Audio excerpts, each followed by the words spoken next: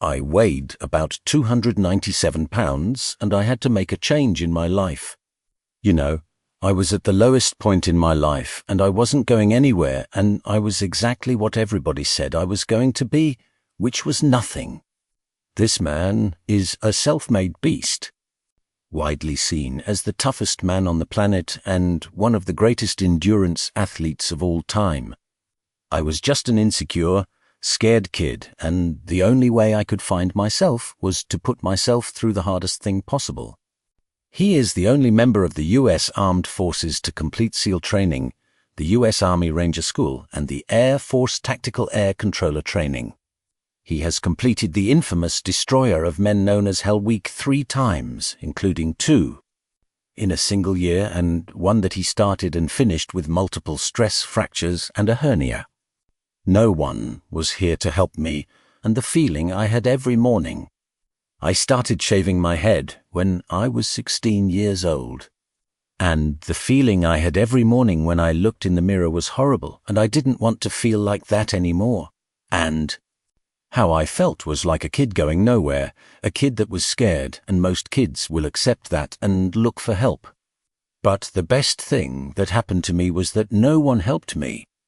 He served in combat in Iraq, was the bodyguard for the Iraqi Prime Minister, and he once held the Guinness World Record for most pull-ups in 24 hours at 4,030.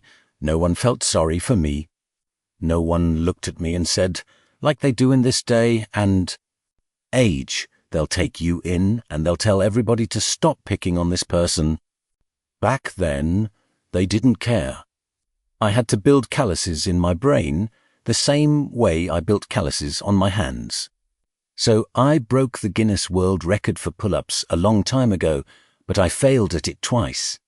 And I did 67,000 pull-ups trying to break this record. So to do 4,030 pull-ups, I had to do 67,000 in training for that. He's run 8 consecutive 100-mile races over 8 back-to-back weekends.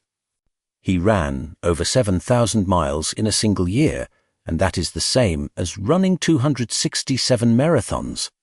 I saw myself as the weakest person God ever created. You had to have a goal. My goal was that the only person who was going to turn this person around was Emmy. The only way I could turn around was to put myself through the worst things possible a human being can ever endure. And that would be the only way that I could build this brain to handle anything that comes in front of it, callousing my mind. Through pain and suffering, the only way you're ever going to get to the other side of this journey is that you have got to suffer to grow. To grow, you must suffer. I'm afraid of my own shadow. How can I overcome that? Go in the military, get your kicked, do things. You hate to be uncomfortable every day of your life. Roger that. I'm not the smartest kid in the world. Okay, is there somebody saying, oh, no, you're smart? No, don't say that to yourself. I said to myself, no, I'm a dumb mother. Okay, roger that. How do you get smarter? Educate yourself. So the things that we run from, we're running from the truth. We're running from the truth, man. So the only way I became successful was by going toward the truth, as painful and as brutal as it is. IT changed me. It allowed me to my envie huit. If you can, for the rest of your life, live inside of yourself. Stop listening to the people who are calling you fat, gay, transsexual. Everything that is said that makes no sense. All these insecure people putting their insecurities on you, you've got to flush it out. You've got to just be whoever the hell God, or whatever the hell you believe in. If you believe in nothing but yourself, I don't care what it is, you've got to take everything and throw it away. You have to believe in one thing, and that is yourself. Self-talk and visualization are the 2 keys to my success. Search your soul, search your mind, search your abilities, and you'll find it. But if you're not looking for it, you won't find it. So you've got to go start your journey and the journey starts with you finding, why the hell am I here on this planet Earth? Why am I here? If you don't know that, you will live the rest of your life searching, always asking the question, why? I use the hurt you're trying to put on me. I turn it upside down and use it. You're trying to use it for kryptonite. No, it's power pillars for me. I'm using it for strength. I just turn negative into positive. That's all it is. You might be called some Jewish word or some gay word. It's okay. Let them call you that. What are you going to do now? They don't own your life. How are you going to control that now? How are you going to turn it upside down and say, Roger that? Now I'm going to use this shit, and you'll read about me years from now. How? That's the question. How are you going to do that? Thicken your skin. Become more of a human being. Don't be afraid of the reflection in the mirror, because that's all you can be afraid of. Once you overcome the reflection in the mirror, you've done it. It's so easy to be great nowadays because everybody else is. Most people are weak.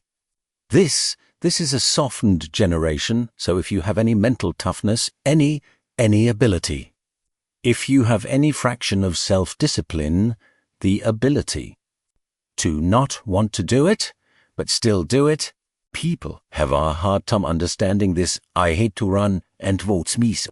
It doesn't need more people go. Well, why do you run if you hate it? What are you talking about? I don't want to take showers and eat either. Ate? That too. That's life, man. And it wasn't until I changed that mentality that I became somebody. I hated going to school, so guess what? I was dumb. But if you can get through doing things that you hate to do, on the other side is greatness. That's what people are saying. By running, I'm callousing my mind. I'm not training for a race. I'm training for life. I'm training for the time when I get that 2 o'clock in the morning call that my mom is dead or something tragic happens in life. And I don't fall apart. I'm training my mind and my body and my spirit, so it's all one. So I can handle what life is going to throw at me, because the life I've lived, it throws a whole bunch at you. And if you're not physically and mentally prepared for that, you're just going to crumble and you're good for nobody. So the accountability mirror is something that I kind of came up with in high school. Like I said, I started shaving my head when I was 16, and I got caught up in trying to impress so many people because no one liked me. So I made so many different identities. Let me sag my pants. You know, let me pull my pants up. Let me talk this way or act this way or be this way or whatever the hell it may be. God, so many different things I did trying to fit in with so many different groups. That, when you look in the mirror, that's the one person you can't lie to. So every morning I would shave my head, thank God. I would think back on some of the lies I may have told somebody or some of the ways I acted that I didn't feel comfortable doing. And I did it to impress other normal people.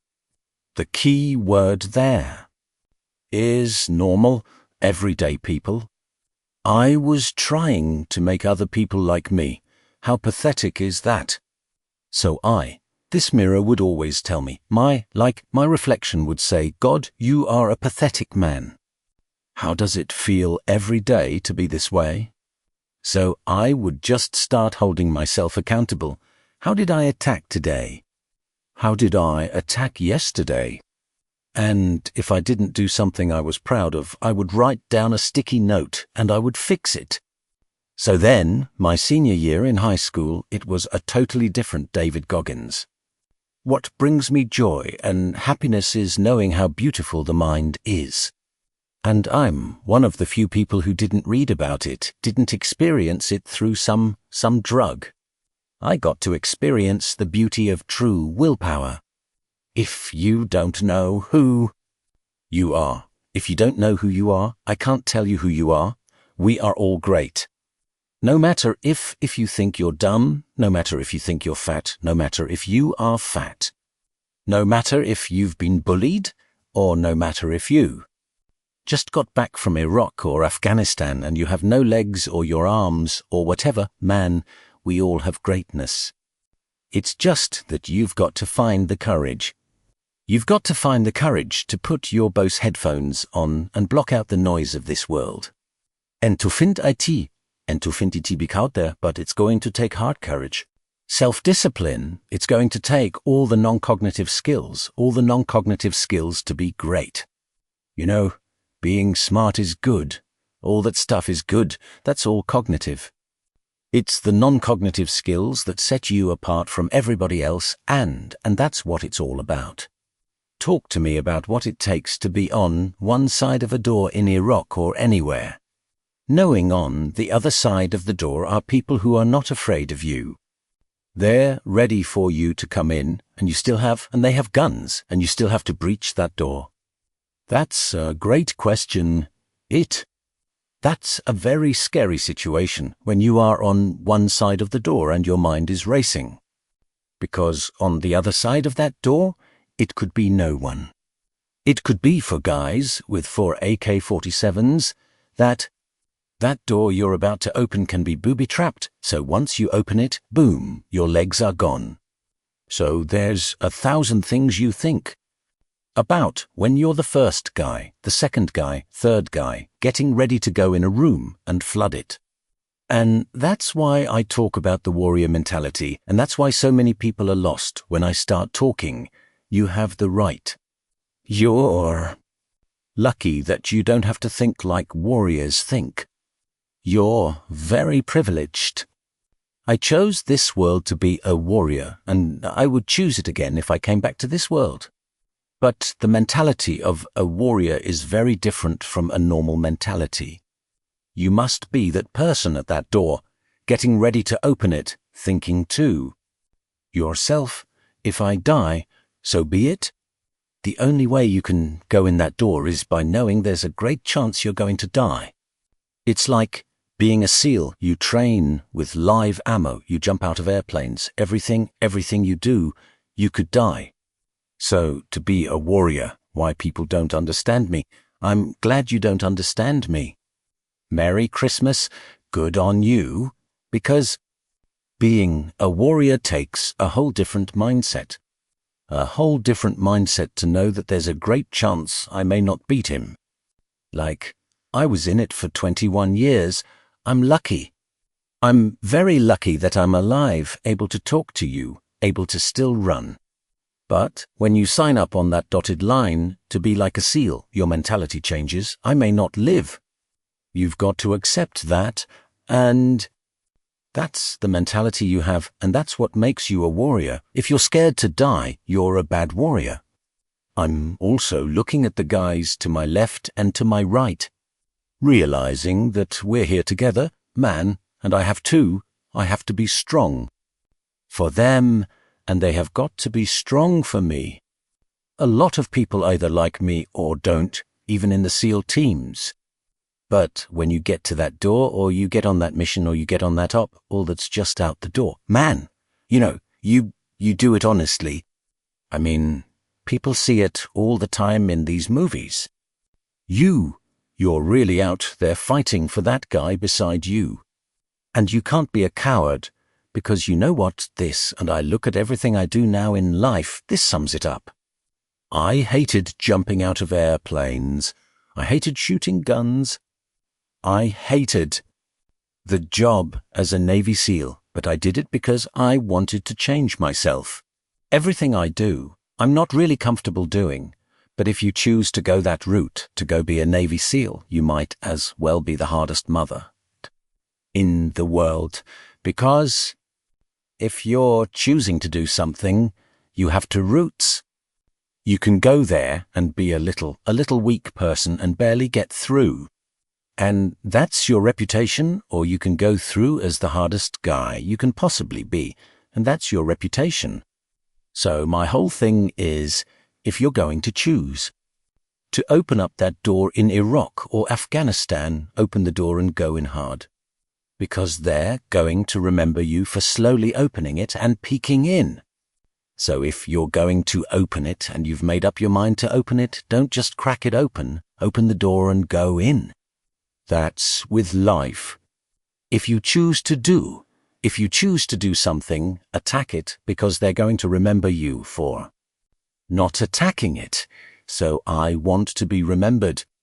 You can hate me, but one thing you can't say about me, I didn't attack it. So that's the mentality you have. If you're going to do something, you might as well attack it because you're doing it anyway. Right. Who on this earth would still be going right now? You are. You are.